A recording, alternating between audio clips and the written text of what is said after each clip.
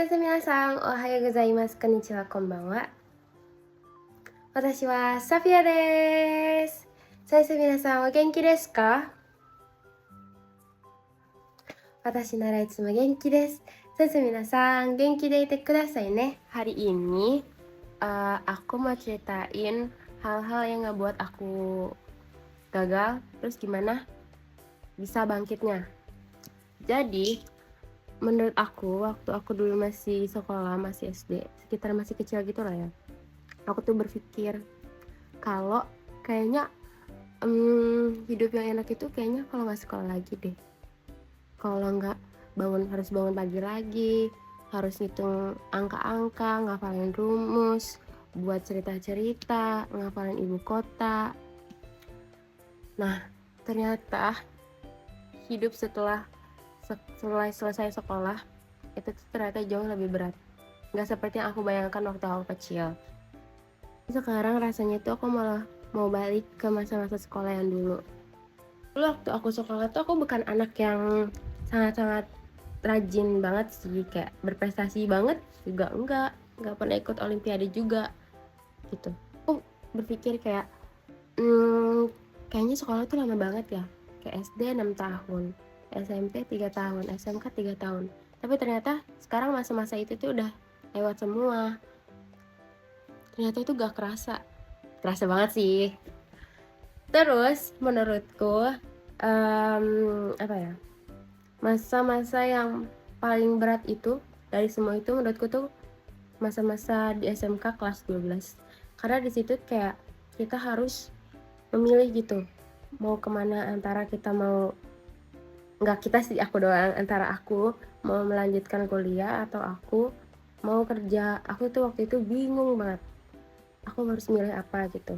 Setelah aku berkonsultasi dengan guru dan dengan orang tuaku, aku memutusin buat gak lanjut kuliah. Aslinya tuh aku masuk ke eligible, tapi karena aku gak mau kuliah, jadi aku kasih slot aku ke teman aku. Jadi biarin teman aku yang mengisi slot aku masuk eligible gitu. Akhirnya aku ikut konsultasi tentang kerja. Nah udah lah ya, singkat cerita, aku itu lulus sekolah. Terus setelah lulus sekolah aku mulai apply di beberapa perusahaan. Nah mulai dari situ tuh aku mulai bagus-bagusin CV, bener-benerin CV, terus kayak bener-benerin portofolio, sosial media, pokoknya semuanya dipercantik gitu lah ya, diperbagus. Tapi ternyata tuh itu aja kurang gitu.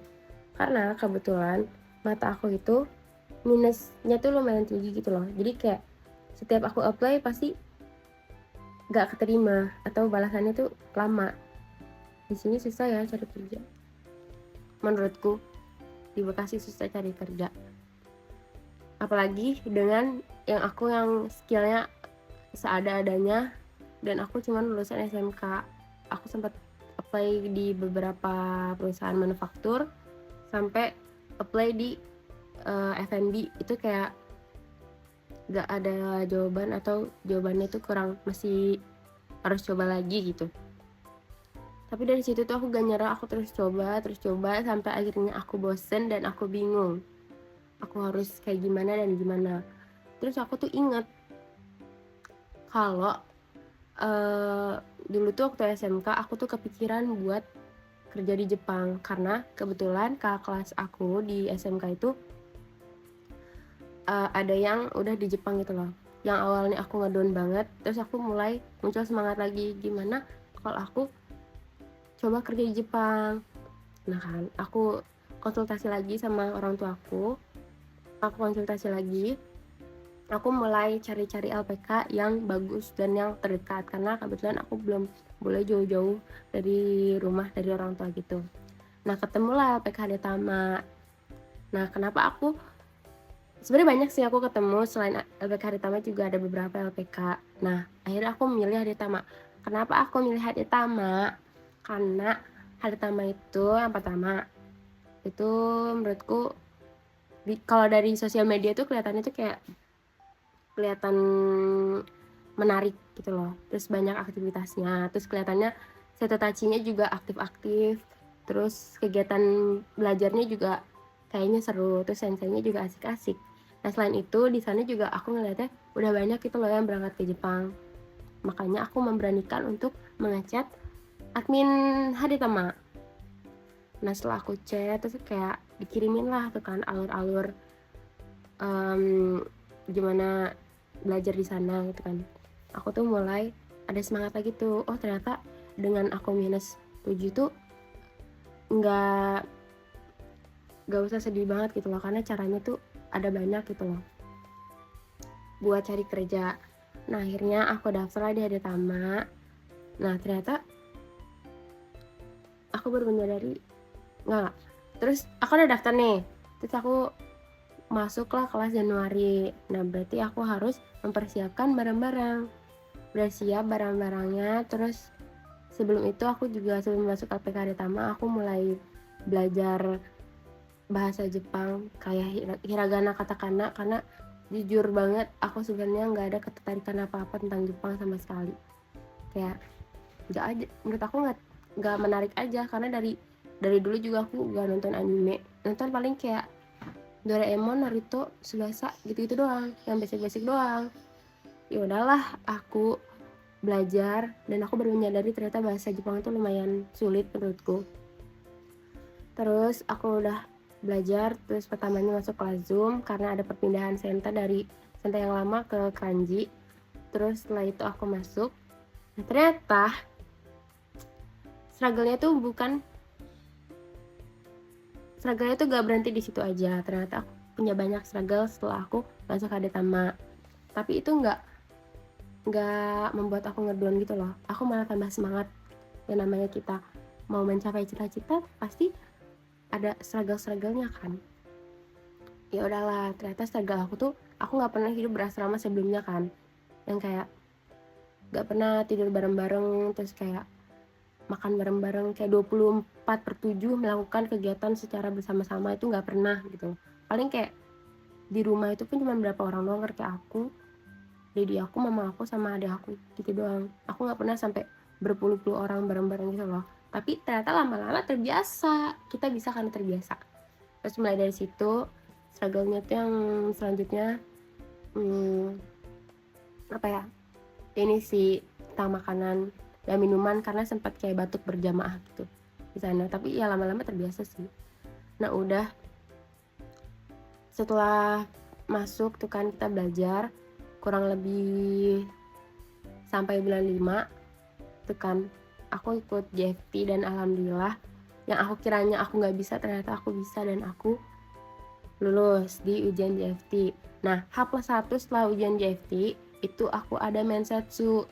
Kayak sebenarnya aku nggak nyangka banget bisa mensetsu seperti itu, tapi ternyata aku dikasih kepercayaan buat ikut mensetsu pertama kalinya. Ya udah gitu, awalnya tuh aku kayak bener-bener kayak apa ya, kayak bener-bener takut gitu loh, soalnya aku membagi waktu antara aku belajar JFT dan aku juga belajar si mensetsunya itu loh, cari jawaban mensetsu. Nah waktu itu tuh barengan aku mensetsu tuh ada banyak, ada beberapa senpai dari bulan Oktober dan juga teman-teman aku di bulan Januari di angkatan yang sama. Aku tuh bener-bener gak percaya diri sama sekali, karena aku tuh ngiranya aku nggak bisa, aku takut gak bisa jawab. Padahal kan udah belajar ya, nggak mungkin gak bisa jawab, emang nggak jelas. Nah tapi dari situ tuh aku bener-bener kayak bagi waktu antara aku belajar JFT dan belajar jawaban mensetsu, sampai aku tuh ngomong ke Dene Sensei kalau aku tuh kayaknya tuh aku gak bisa sensei, aku takut JFT aku tuh gagal. Aku tuh udah pesimis duluan, tapi ternyata JFT aku lulus, terus aku mensetsu di H+1 JFT, ternyata mensetsu aku gak lulus. Aku masih belum siap gitu loh, jawaban aku masih belum bervariasi gitu loh, aku masih yang kayak futsu aja jawabnya, terus senyumnya juga kurang ikhlas. Nah tapi dari situ aku tuh mulai belajar lagi, kayak harus ningkatin jawabannya lagi, harus diimprove lagi, harus lebih kelihatan menarik lagi, harus lebih kelihatan bersemangat lagi. Ya udahlah ya.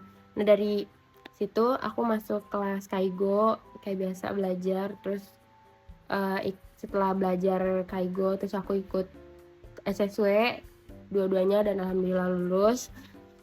Nah aku kan tiba-tiba nggak tiba-tiba, terus di bulan Agustus itu ada matching job besar-besaran, itu kayak lebih dari 5 perusahaan Jepang datang ke Haritama. Aku semangat banget kan, kayak aku yakin aku bisa, ternyata gagal lagi. Nah dari situ tuh aku bener-bener yang ngedown gitu loh, kayak aku ngerasa aku udah 2 kali mensetsu, kenapa nggak bisa gitu loh, kenapa nggak lulus, padahal aku udah mempersiapkan bener-bener gitu, aku udah cari tahu kangkochi yang ada di setiap prefektur yang di perusahaan itu, ada gitu. Kayak misalnya ada kan perusahaan yang ada di Miyagi, aku cari kangkochi yang ada di Miyagi apa, terus yang ada di Kyoto apa, aku udah cari satu-satu, kayak aku bener-bener belajar. Tapi ternyata belum rezekinya.